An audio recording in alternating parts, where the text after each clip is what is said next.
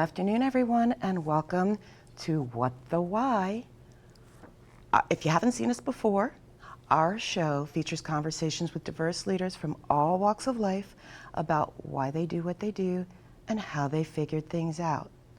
Maybe you happen to feel sick and tired of feeling sick and tired, or maybe you've been feeling stuck and you want to get unstuck, whether it's in your career, your personal life, your job, your school. Whatever the case, one of the things that all of our guests have in common with you is at some point they felt similarly and they decided to make a pivot. And many of them actually work with people who've decided to make those types of pivots. And today's guest is no exception. Joining us today from California is Tom Drucker. He's the founder and president of Consultants in Corporate Innovation. Tom is a recognized expert, and let me underscore, nationally recognized expert in leadership development and successful large-scale organizational changes. And he specializes in psychological safety. His mission is to assist people in finding passion, purpose, and meaning in their work, consequently removing fear from the workplace. Fear does not belong in the workplace. Clinical psychology was Tom's first career, which he began in graduate school at UCLA. He built a successful practice. Then he transferred his PhD studies to Anderson Business School at UCLA to study behavioral science with their world-famous faculty.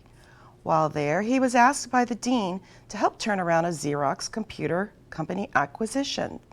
The chairman of Xerox hired Tom shortly thereafter, and he spent 15 remarkable years there, reporting to then Xerox's chairman, C. Peter McCullough. While there, he led a global division, introducing the Xerox Digital Office to 220,000 employees. And there's more to that story. After 15 years at Xerox, Tom decided to leave and start his own consulting firm, Consultants in Corporate Innovation. He and his partners helped AT&T retrain thousands of human resource professionals to become business partners instead of administrators. Other assignments included a cultural change via leadership development for the VCA chain of veterinary hospitals and assisting global public companies, including, not to do some name dropping here, Google, the Ford Foundation, GE, aka General Electric, and Apple. Inc. magazine asked him to go on a speaking tour to promote finding joy at work. The title of his talk was Work Not Need, excuse me, because I want to make sure I get this right, because it's a title. So the title of his talk was Work Need Not Be a Nasty Four-Letter Word. When functional MRIs began to reveal how our brains work, Tom began the study of neuroscience. His studies and practical use of this research led the Trium Group to make Tom a strategic partner, where he applied his neuroscience and clinical skills, plus his C-suite experience in helping large companies and startups. He did move on from this position in 2020 to focus full-time on his company's client engagements. Tom is also known for helping families and privately held companies grow and then sell, as well as coaching startups to grow into sustainable companies. His international client testimonials are incomparable. So without further ado, please welcome Tom Drucker to our show. Okay. So welcome. Thank you. It's great to be here. Thank you for that kind introduction. Oh, thank you. And that was an abbreviated version of it for those who haven't seen anything about him online, which you are more than welcome to do after the show. Go Google him and take a look at him on LinkedIn and social media. So, as you know, as I did share, all of our guests get one particular question right out of the gate. After I've read through all of these amazing things that you have all done that have led you to this point, I don't imagine that this is what you saw yourself doing when you were, a little boy, whether you went by Tom or Tommy. So, what did you want to be when you were growing up? When I was small, I thought I wanted to be an architect, which appeals to my sense of design and structure. And then it was actually in high school where I was acting. to get out of the house. It was fun. And I knew I would never do that professionally because there was no positive correlation between talent and success. I grew up in LA, so I had a lot of examples around me, and I acted with some people. We called him Ricky Dreyfuss at the time, but Richard Dreyfuss and people like that. And it was just clear to me I needed to do something else. My father owned a small business, employed some people, but I wasn't interested in wholesale furniture. So I began to kind of examine what I could do. And I remember being in a situation where an older person asked me for advice about his teenage son. And I was able to give him some thoughts, and he was extremely grateful. And it just hit me. I could actually do this professionally. And that really started my interest in psychology.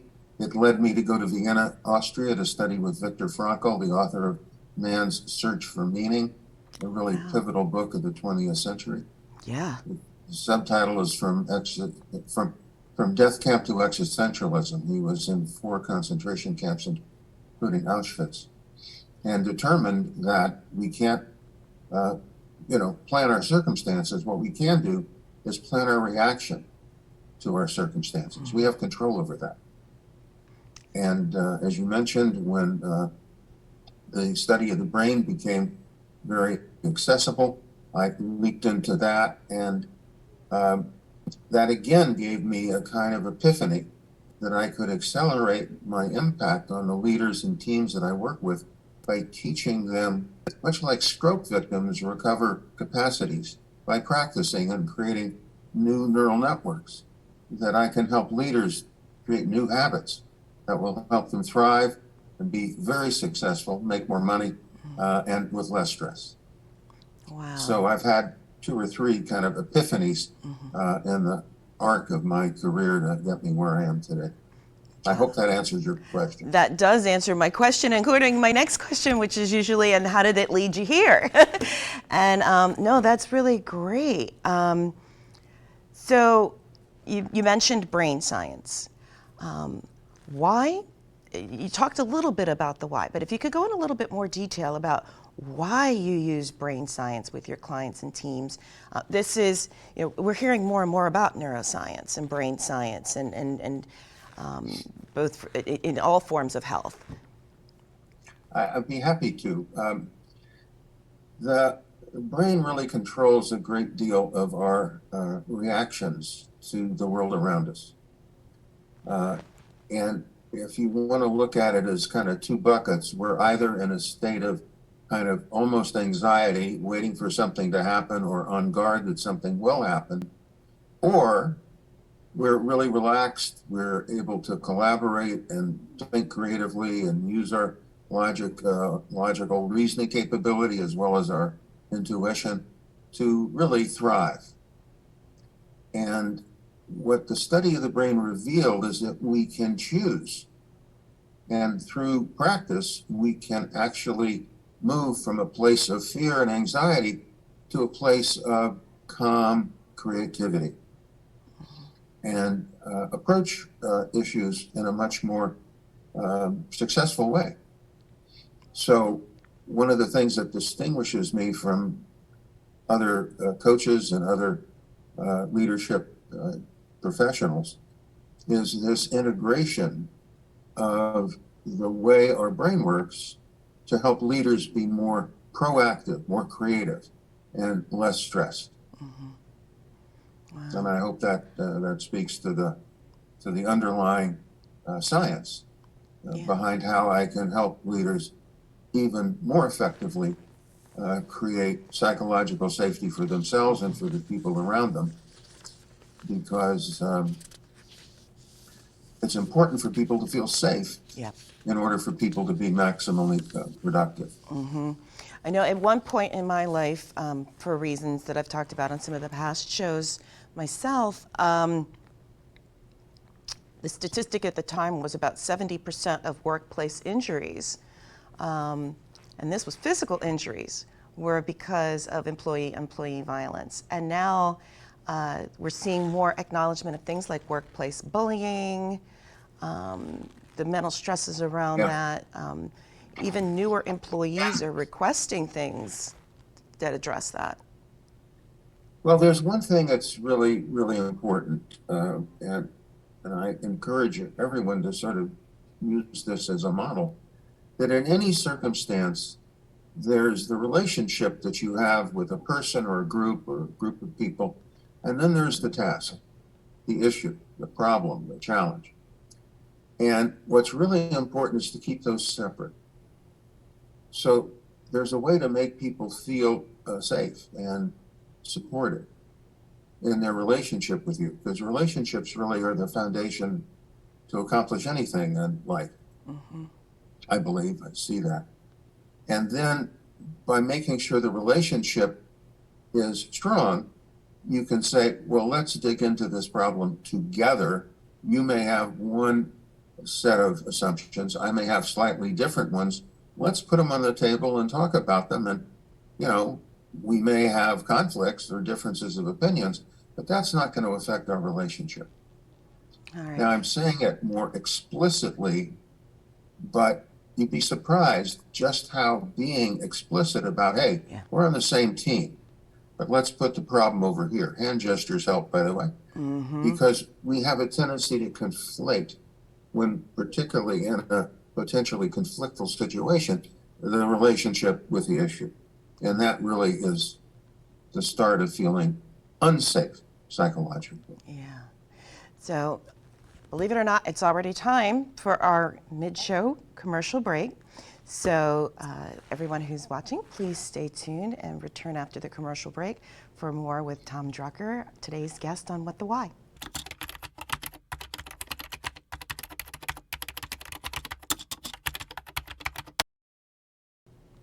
Welcome back to What the Why with Barbara Ann and our guest today, Tom Drucker, who is founder and president of Consultants in Innovation, a recognized expert in leadership development and successful large-scale organizational changes, who also specializes in psychological safety. And right before the break, we were talking with Tom, and he was explaining to us about, you know, it's some of the things that aren't necessarily complicated, but need to be stated explicitly in order for leaders to really understand how to build an environment that includes psychological safety. So you've worked with so many companies on a large scale. I mean, it really was like name dropping, just mentioning some of them. Well, I can give you an example from a very small company please. too, that may be illustrative of how important psychological safety is. This is a firm that has about 40 people, and most of them work remotely, even before the pandemic. And they do very meticulous work for their customers and their clients. And one of the things that happened during the pandemic, of course, is that people were feeling anxious. So one of the important things the leaders did that I was working with is they had all hand meetings. And at each meeting, they asked how people were doing. Because when you ask and people feel safe enough to tell you they feel anxious or what they may need in order to do their job better under these circumstances, you know, like noise canceling headphones was a big one because a lot of people had children at home. So the takeaways here are, in any size company, people work in teams because there's processes that they have to execute. And those people need to feel that they can raise mistakes, they can suggest new ways of doing things. And in order to do that, like the old Maslow hierarchy of needs, they need to have a sense of safety and security, and then relationships before they can really begin to be creative. And so what this company did is every week in a very short all hands meeting, it was really important for them to keep asking what people needed, to keep expressing their commitment to keep people safe, to give them the time off if they needed to go to doctor appointments or to help their children with school. They became intentionally flexible. And the results were that their productivity went up. Whereas other clients, unfortunately, during the pandemic, the productivity went down. Yep. Because of fear really making people less creative, less productive, more internally focused. So that's one example that's really in a relatively small company. Another example is a law firm. Obviously, during the pandemic, they had difficulties. Certainly, they couldn't go to court like they used to, but Right. the lawyers that were dealing with transactions wanted to get those done. And they had to help their clients. So what my role was to help the attorneys help their clients feel calm enough to go through the transactions that were teed up. And again, one of the things that's important in creating psychological safety is the sense of partnership. That, I really want this to work for you, so to speak. Yeah. And empathy. I can feel your enthusiasm or I can hear your concerns. Either way. And acknowledgement. You want to tell people you've clearly thought a lot about this and put a lot of work into it. And respect. You want to make sure people feel that you have respect for who they are as a person and who they are as a professional. Yeah. And also giving them the kind of support they need, telling them, I want you to be successful, I want this project to be successful. So there are many things that people can do intentionally that will help create a sense of psychological safety for themselves and then for the people that they work with. Yeah. Because psychological safety, just like fear, is contagious. Yes, I'm so glad you said that because, and it does, and what you're describing are things that don't take money. They take Right. empathy and choices. And, you see it online all the time. People don't leave, jobs. They leave bad bosses or leaders. Right. And, these are things that have demonstrated returns on investment too. Like you said, just giving people the flexibility, trusting them and believing that they're going to do the job, even if they need some flexibility here or there to deal with a barking dog or a crying child or whatever, really demonstrates value in them, but takes very little effort on the part of a company to allow for, as opposed to that old standard of, oh my gosh, if you're 15 minutes late, I'm going to dock your pay. Kind of thing, and without even understanding why that person was late.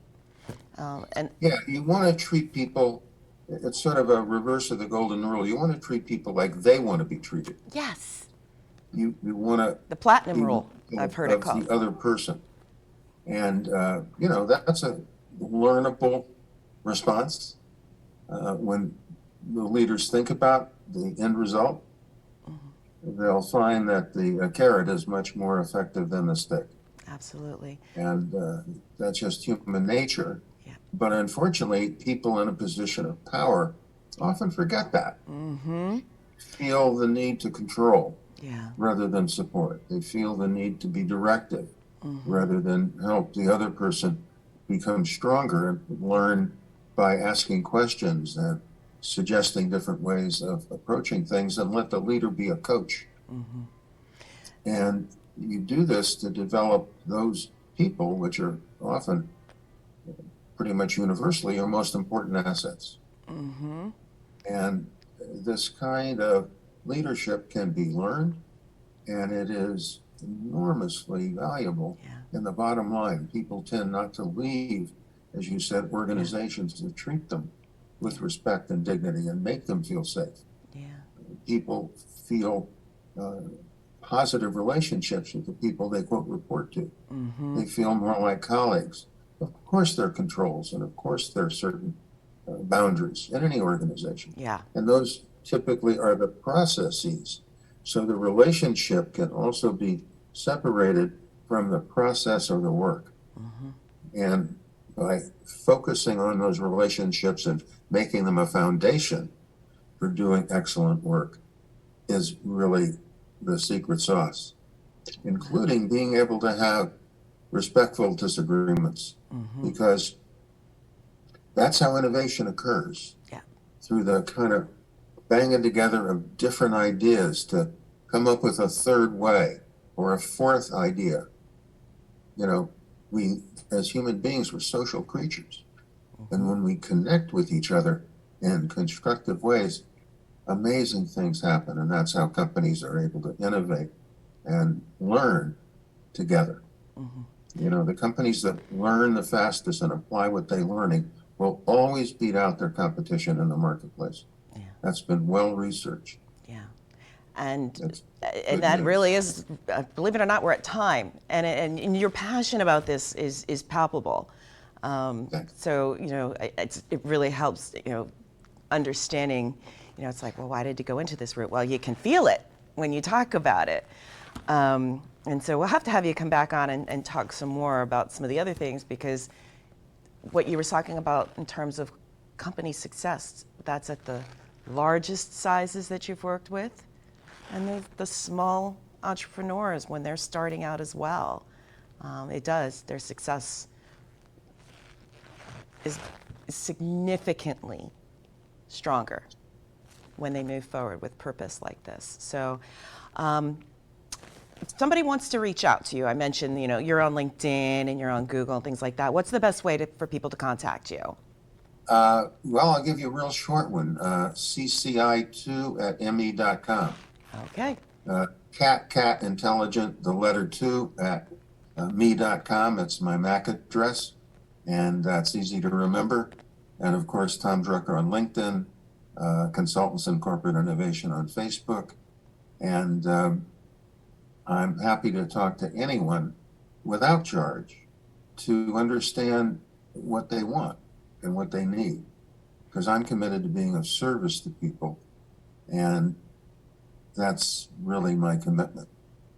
So I welcome anyone to reach out and want to talk further about this. I'd be happy to have conversations with you. Awesome. So one more time with the website so that they don't have to hit the rewind button. CCI2. CCI2. CCI2 at mac.com. Okay. Or at me.com. I like me. CCI2 at me.com. It's easy to remember. And when in And doubt, CCI stands for Consultants in Corporate Innovation, and I was the second one to grab that. okay. And when in doubt, they can also Google you, because you're definitely able to be found out there. So Yes. thank you so much for taking time out of your schedule and zooming in all the way from California to join us and share with us. And hopefully there's a lot of entrepreneurs and companies out there that, with people who are watching, that will reach out to you, and others that may pleasure. want to follow in your path. As for future episodes, we are wrapping up 2022, so we've got some really great guests as we finish up the year. One of them is Sulaya Picarelli, Executive Liaison to the Latino Behavioral Health Coalition in Philadelphia, Pennsylvania. She's also a performing artist, actor, and public media relations entrepreneur. We're also going to welcome back Lisa Hillerin, experienced certified corporate trainer, author, and owner of Lisa Hillerin LLC, who was my first ever guest on What the Why. So she's coming back with some updates. We'll then kick off the new year with more exciting guests, including the return of Tanur She Writes Ali, the founder of Residential Land Steward for iLogic Sustainable Industries, and wearer of many hats. She's going to come back for part 2 of a conversation, and we're also going to be joined by someone Tom knows, Belle Walker, founder and lead consultant of Bellevue Consulting, and of course many more. Please believe me when I say you don't want to miss what any of our upcoming guests have to say about their journeys and what they're doing in their lives. As a reminder, What the Why airs on Tuesdays and Thursdays at 1 p.m. Eastern Time, and Mondays at 3:30 p.m. Eastern Time. It's also available on demand through rvntelevision.com and Roku, and coming soon in 2023 to additional platforms. Remember, whether you're looking to make changes in your life or career or job, no matter how big or small. Please join us again for more transformational, inspirational, and informative and educational conversations with leaders such as Tom Drucker, who made pivots in their life, or multiple epiphanies as he put it, overcame whatever obstacles or challenges might have been in their path to find their purpose and live it.